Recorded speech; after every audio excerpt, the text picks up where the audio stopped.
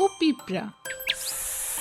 এক বড় গাছে এক লম্বা শক্তিশালী সাপ থাকতো। তার গাছের পায়ে পিঁপড়ার একটি বড় বাসা ছিল। সেখানে সব পিঁপড়ারা আনন্দ করে থাকতো। সাপ গাছের উপর থেকে তাদের দেখতো। সাপ খুব দুষ্ট ছিল।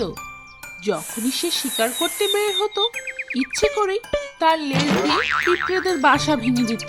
হা হা, অনেক খিদে পেয়েছে, যাই জঙ্গলে গিয়ে ঘুরে আসি। এই পিঁপড়েদেরও অনেক দিন বিরক্ত করি না, আজই এদের মজা দেখাবো।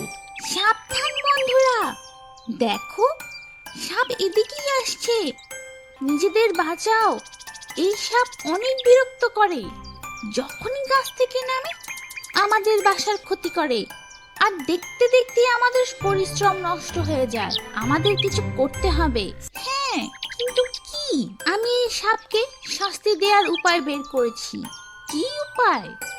আমরা অন্য কোথাও গিয়ে বাসা বানাবো না, আমরা যেখানেই যাব সে সেখানেই চলে আসবে।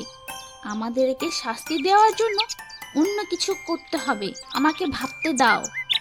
যখন সাপ ফিরে আসলো এবং তার গাছে উঠে গেল, সেখানে আগে থেকে রানী পিঁপড়ে তার সেনাপতিদের নিয়ে গাছে লুকিয়েছিল।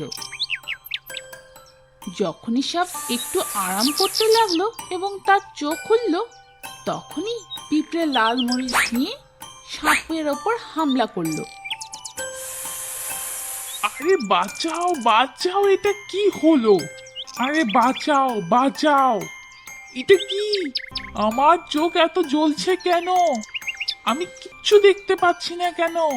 আরে এটা কি? বাঁচাও বাঁচাও।